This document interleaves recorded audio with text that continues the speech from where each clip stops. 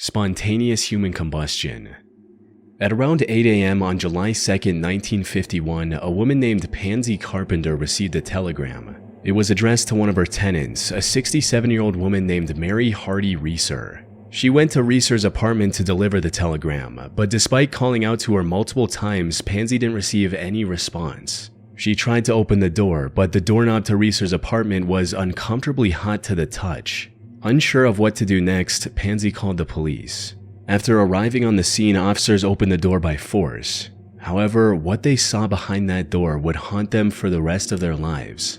Reeser was gone. In her place was a pile of ashes scattered across the floor. Upon closer inspection, officers found part of her left foot still wearing a slipper along with fragments of her backbone.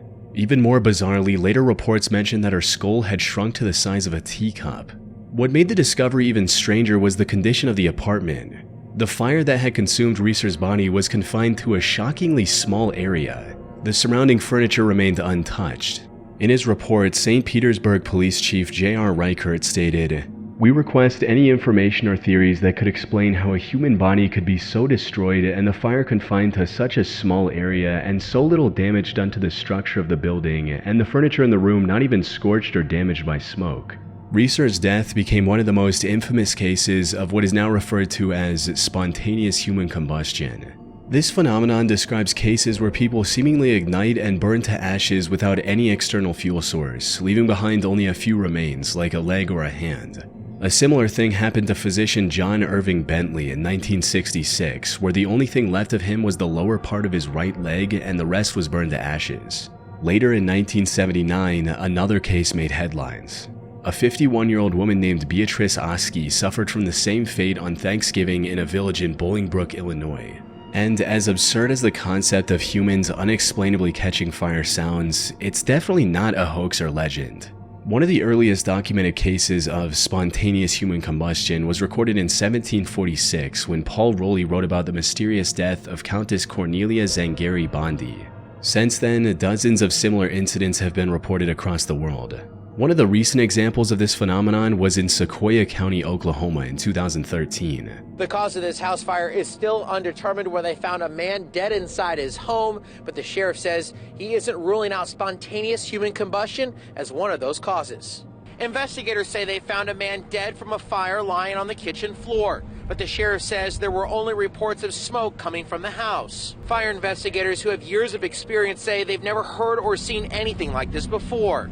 I really would like to see the coroner's report on this one after it goes to the state crime lab. So, what's going on? How could a human body that's around 60% water go up in flames? Of course, some theories lean into the bizarre, claiming phenomenon like poltergeist activity, lightning strikes, or even unexplained cosmic forces. There's even speculation about a mysterious subatomic particle called a pyrotron that allegedly ignites human bodies. But these ideas are for the most part easily dismissible. The people making these claims don't have any real evidence to back them up. That said, we can get some idea of what's going on after taking a closer look at all of the reported cases. And after sifting through most of them, I noticed some similarities between the victims. Notably, many of them were elderly and on the heavier side when it came to weight, had an unhealthy drinking or smoking problem, and a potential source of fire was nearby, like a burning stove or fireplace. Researchers have noticed these similarities as well and have proposed the wick effect theory. To understand this theory, think of how a candle works. When we light the wick on fire, it uses the wax surrounding it as fuel to burn for an extremely long time. So, according to the wick effect theory, something like this must have happened. The fire likely started from an external source like a lit cigarette or a spark from the fireplace igniting the victim's clothes. The person was either passed out from drinking or was too weak to immediately put the fire out. Or before the clothes could burn off, the fat stored in their bodies started acting like the wax in a candle, making them burn until there was nothing left. This would also explain the bizarre burning pattern where the torso is completely incinerated and the legs are left behind, since we carry most of our fat content in our abdominal region and very little in our legs. Unfortunately, experiments performed to prove this theory haven't been very successful. For instance, back in 2016, BBC decided to recreate the conditions of the wick effect with a pig carcass. And while its body was completely roasted, it didn't disintegrate into ash like the many cases of human combustion. That's simply because the fire fueled by fat tissue doesn't have the temperature required for what's essentially cremation.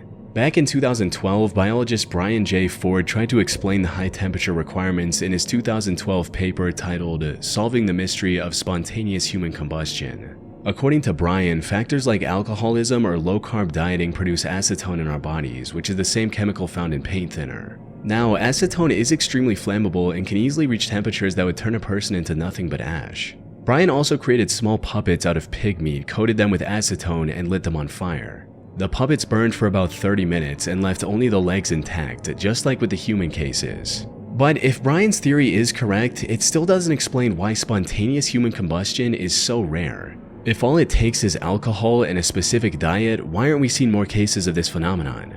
Especially now that there are cameras everywhere. Unfortunately, we have no answer for that. It might turn out to be something completely different from what we believe right now.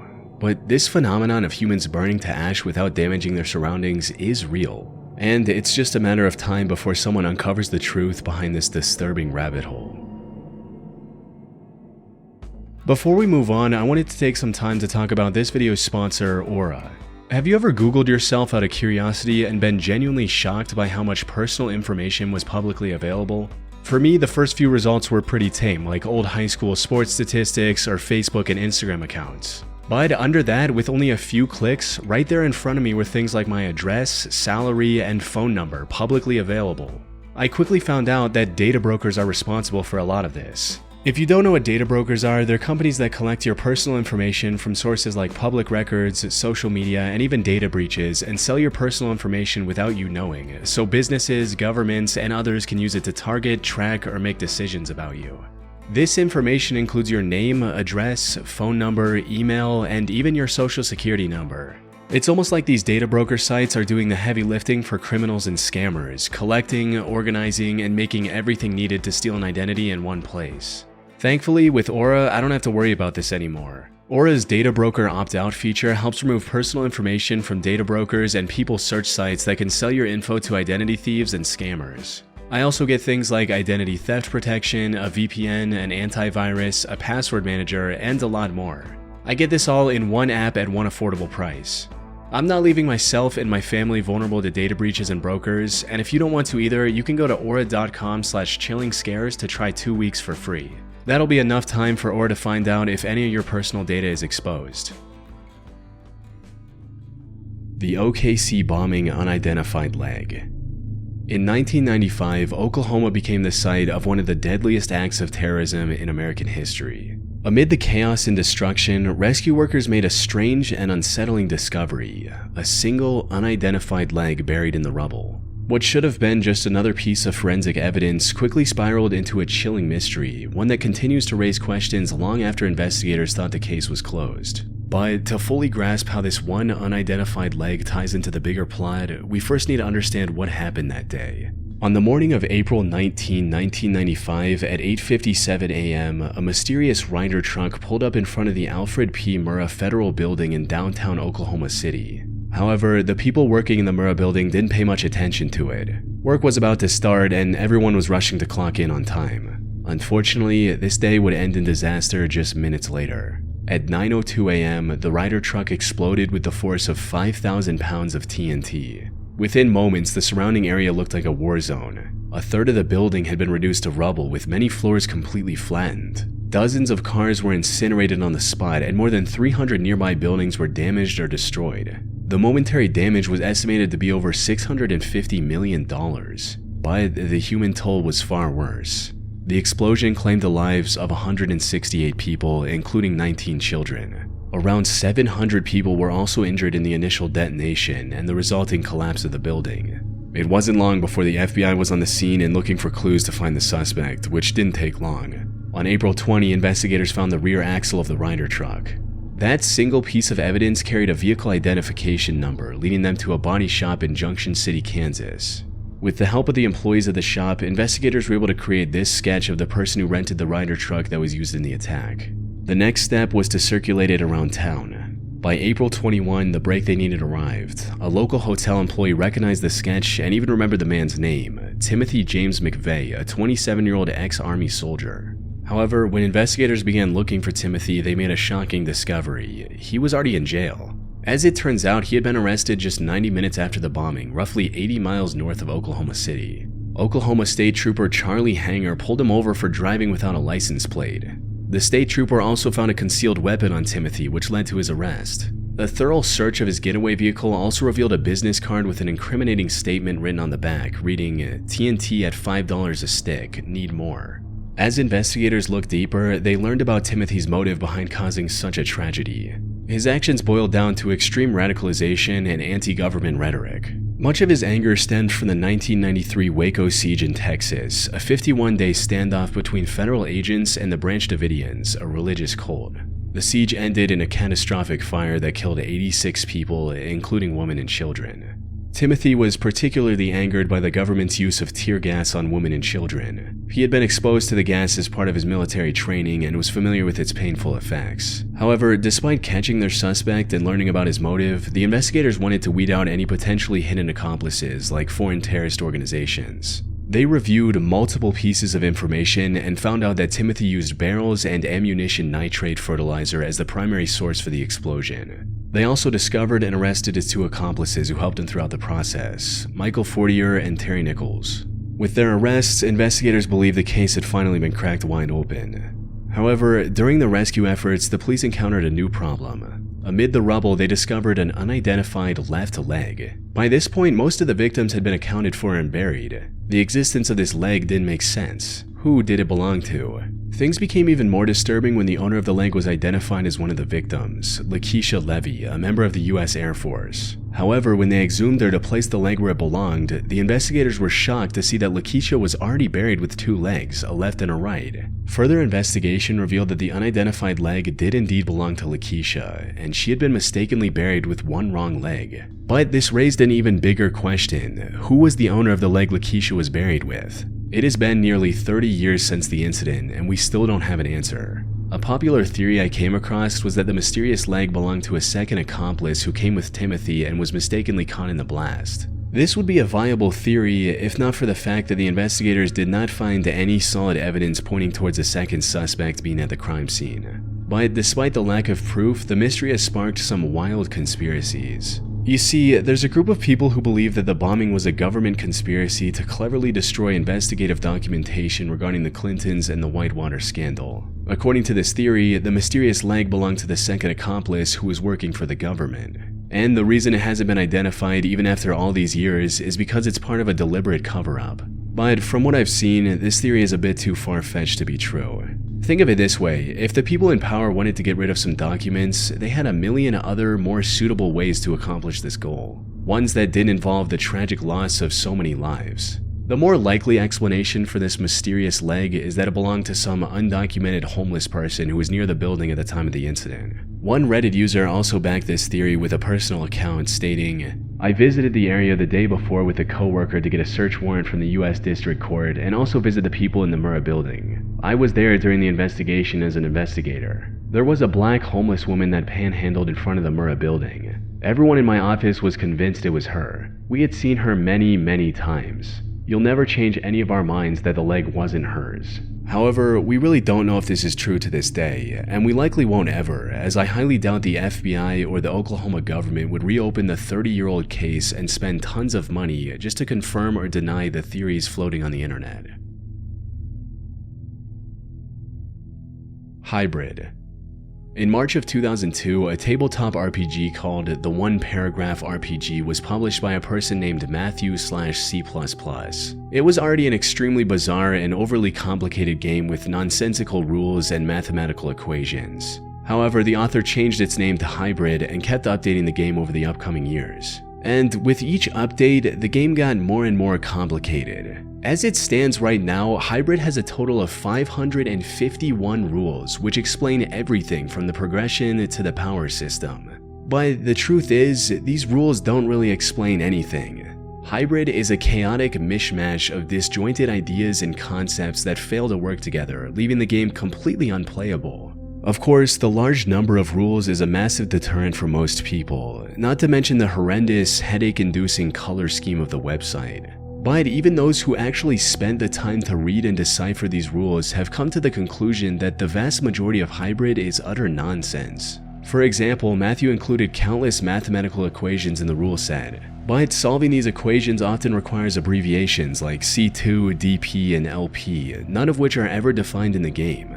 To make matters worse, some of the equations themselves are entirely made up and don't even adhere to basic mathematical principles. And as if that wasn't enough, the game is also riddled with odd tangents like movie reviews and a brownie recipe in case the players got hungry while reading the rules. Now, some people have tried to rationalize Matthew's intent behind creating these pages of utter chaos and nonsense, seeing this as a genuine attempt from someone with zero knowledge of game design. However, given the sheer oddity of this whole thing, that doesn't seem to be the case, which leaves us with only two options to justify the existence of Hybrid. For starters, it's entirely possible that this whole thing is a massive troll. The author knows that 99% of his quote game doesn't make any sense and made it just to confuse people on the internet. Now, this could have been a plausible theory if not for the fact that Matthew kept working on it for years. The website hosting the game was shut down in 2009, but the author came back with a blog in 2016 and has continued the game since. Not even the most dedicated trolls have the time and energy to churn out so much gibberish for so many years.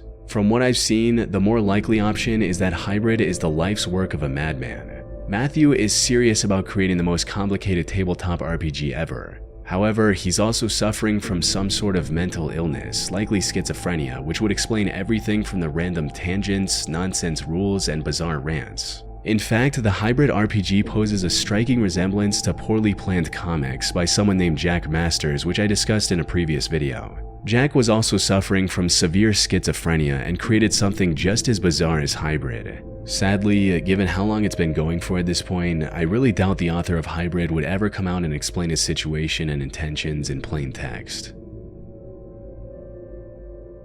Temple OS.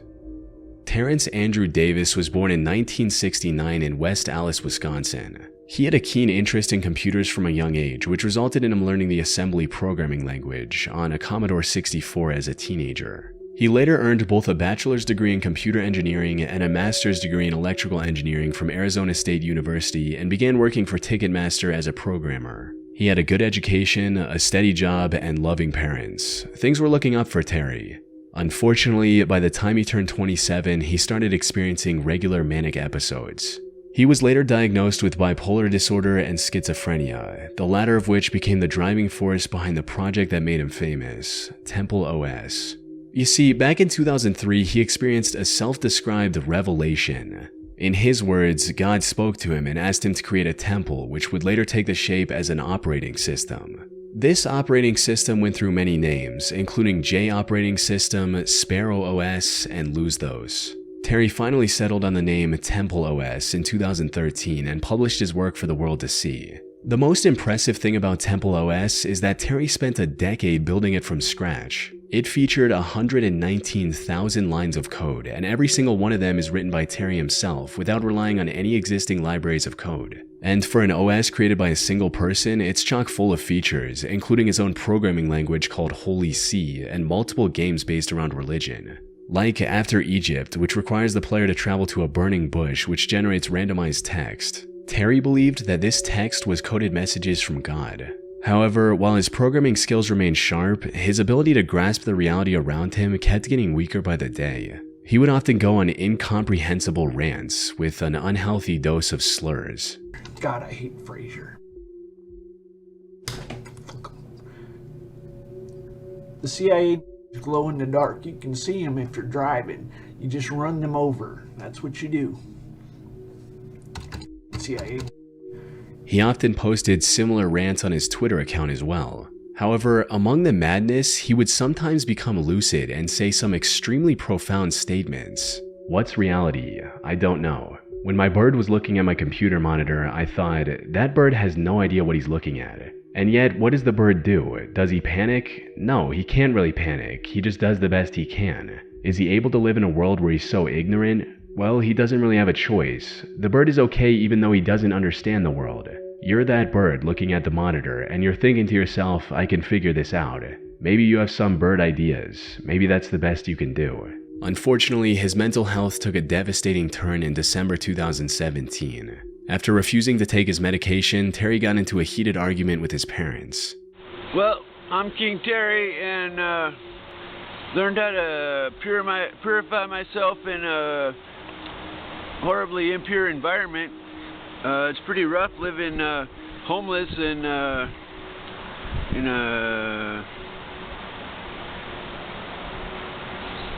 The confrontation pushed him to leave his home, and he spent the following months living on the streets, homeless and struggling. In September 2018, Terry's life came to a tragic end when he was involved in an accident with a train near an overpass in Portland. However, despite passing away over 6 years ago, Terry still has a dedicated fan base online that's willing to keep his memory alive for decades to come.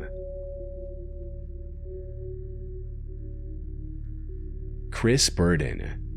Christopher Lee Burton was an American artist who began his work in the early 1970s. However, unlike many artists whose goal is to create something visually pleasing, Chris's art was more about the idea of personal danger as artistic expression, and this was apparent from the get-go. His first known art performance was at the University of California in 1971, where for his final thesis, he locked himself in a locker for 5 days with nothing but a jug of water to drink and an empty jug to relieve himself. His next big art piece was a picture of him with a pistol aiming at an airplane. While he did get a visit from the FBI for this one, it was far from his most disturbing art pieces. Because in 1972, he performed what was later called TV hijack, which involved him going on an interview on TV and then holding the host of the interview at knife point. Fortunately, he explained to the terrified host that this was just an art piece and no one got hurt.